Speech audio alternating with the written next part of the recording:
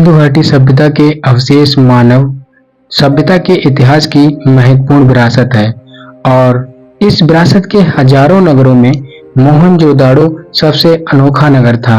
आज के पाकिस्तान के सिंध प्रांत लड़काना जिले में स्थित मोहनजोदाड़ो अतीत में अभी भी हमारी प्राचीन संस्कृति का गौरव हुआ करता था। आज से लगभग 5000 साल पहले जैसा था आज भी बिल्कुल वैसा ही दिखाई देता है। इस शहर की प्राचीन गलियों और सड़कों पर हम आज भी घूम फिर सकते हैं जैसे कि अतीत में हमारे पूर्वज घूमा करते थे। तो आओ दोस्तों, आज हम मोहनजोदड़ो की गलियों में घूमते हुए हमारी प्राचीन सभ्यता के गौरवपूर्ण अतीत को महसूस करने की कोशिश करते हैं। मोहनजोदाड़ो शब्द का सही उच्चारण है मोहनजोदाड़ो और सिंधी भाषा में इसका अर्थ है मुर्दों या भूतों का टीला, और सिंध का बाग भी इसके लिए कहते हैं क्योंकि मोहनजोदाड़ो में एक टीले के ऊपर कुषाण काल का स्तूप बना था। वास्तविक रूप में यह सिंधु सभ्यता का सबसे विकसित व नियोजन शहर माना जाता है। पुरातात्विकों के अनुसार लगभग 2600 से लेकर 1968 ईसा पूर्व के बीच आबाद रहा यह नगर अपने समय में समाज के सबसे धनी और विद्वान और व्यापारियों का गढ़ हुआ करता था। आज भी हमें इस नगर की अवशेष लगभग 2500 हेक्टेयर के दायरे में बिखरे अवस्थाओं में दिखाई देता है। यहाँ पर कदम रखते ही हमें यह की ईंटें अपनी तरफ आकर्षित करने की कोशिश करती हैं। दरअसल इस कहानी की शुरुआत होती है 1911 में। उस दिन जिस दिन सिंधु नदी के रास्ते तीस्ता से यात्रा कर रहे एक प्रोफेसर डॉक्टर DR भंडारकर जी की नजर एक किनारे स्थित एक टीले नुमा खंडार पर पड़ी। वहां एक निरीक्षण करने के बाद उन्होंने वहां पर एक प्राचीनतम बौद्ध स्तूप के अवशेष और कुछ बौद्धकालीन सिक्के नजर आए, तो उन्हें लेकर वे भारतीय पुरातत्व संरक्षण विभाग के तत्कालीन प्रमुख सर जॉन मार्शल के पास गए। उस समय हड़प्पा का दौर चल रहा था। सर जॉन मार्शल ने तुरंत ही मोहनजोदड़ो को भी भेंट दी और उसका बारीकी से निरीक्षण किया।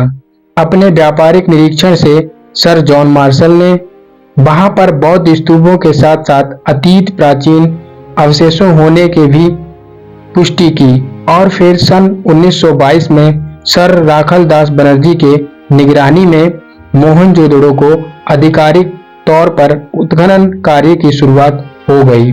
इस उत्खनन के दौरान उन्हें बड़ी मात्रा में ईंटों से बनी इमारतों, मिट्टी के बर्तन, धातु की मूर्ति और अति प्राचीनतम मोहरें मिलने लगी, जिससे यह स्पष्ट हो चुका था कि यह नगर बौद्ध स्तूप उत्खनन से निकल रहे नगर के अवशेष यहाँ दोनों अलग अलग समय अंतराल में स्थापित अलग अलग सभ्यताएं भी थीं। पुरातात्विक अनुमान लगाते हैं कि बौद्ध स्तूपों के वस्तुओं दूसरी शताब्दी के आसपास की बनी होंगी, जबकि मोहनजोदड़ो के नगर की ईसा पूर्व 2600 ईसा पूर्व के आसपास की चीजें हैं। इतना पुराना नगर होने के बावजूद भी इस शहर का मुख्य ढांचा आज भी मजबूत है। यहाँ का प्रसिद्ध जलकुंड जो स्नानगार के नाम से दुनिया भर में मशहूर है, वह 40 फुट लंबा और 25 फुट चौड़ा और लगभग 7 फुट तक गहरा है। कुंड में उतरने के लिए उत्तर और दक्षिण दिशा की तरफ से सीढ़ियां बना दी गई थीं और 8 स्नानगार भी थे। निरीक्षण से पता चलता है कि इस कुंड को काफी समझदारी से बनाया गया था। यहाँ की ईंटें आज भी इतनी पक्की हैं कि जिसका कोई जवाब नहीं है। बाहर से आने वाले अशुद्ध जल को रोकने के लिए कुंड के तल और दीवारों पर चूने और चिनोड़ी से बने गारे को लगाया गया है। दीवारों में डाबर का प्रयोग भी किया गया है। इसमें पानी की व्यवस्था के लिए कुएं और पानी को बाहर निकलने के लिए पक्की ईंटों से बनी नालियां बनाई गई हैं। और खास बात यह है कि इन्हें पक्की ईंटों से ढककर भी रखा गया है। आज सिंधु घाटी सभ्यता की पहचान यहाँ पक्की ईंटों और नालियों से है। इतिहासकारों का मानना है कि समुच्चय सिंधु घाटी सभ्यता में मोहनजोदाड़ो ही पहला नगर है जहाँ के लोग कुएं खोदकर भूजल तक जा पहुंचे थे। इसलिए कहा जाता है कि लगभग 700 के आसपास यहाँ पर कुएं प्राप्त हुए हैं। यहाँ की खुदाई से यह बात स्पष्ट हो चुकी है कि यहाँ पर खेती और पशुपालन दोनों साथ साथ देखे गए हैं। यहाँ पर कुछ रबी की फसलें भी देखने को मिली हैं, जैसे गेहूं, सरसों और चने की खेती प्रमाण मिलते हैं। दुनिया में सूती के 2 सबसे पुराने कपड़ों में से एक का नमूना सबसे पहले प्राप्त हमको मोहनजोदाड़ो से हुआ है। यहाँ के नगर मुख्य रूप से 2 भागों में विभाजित है। इसका एक हिस्सा पूर्वी हिस्सा भाग कहलाता था, जो कि रईसों की बस्ती हुआ करती थी, यानी कि दुर्ग कहलाता था। दूसरा हिस्सा जो निचला हिस्सा था वो मध्य वर्ग लोग रहते थे वहां पर। यहाँ की सड़कें ग्रिड योजना के तहत एक दूसरे को समकोण पर काटती थी। यहाँ पर वस्तुएं संग्रहालय भी मिले हैं, जिसमें ज्यादातर तांबे के खिलौने और मोहरों का प्रमाण हमको यहाँ से मिला है। क्योंकि साक्ष्यों के अनुसार यहाँ पर सबसे बड़ा अन्नागार मिला है, जो कि मोहनजोदाड़ो के लोग खेती करते थे तो अपने अनाज को इकट्ठा करके एक अन्नागार में रखते थे। ये सबसे बड़ी इमारत हुआ करती थी।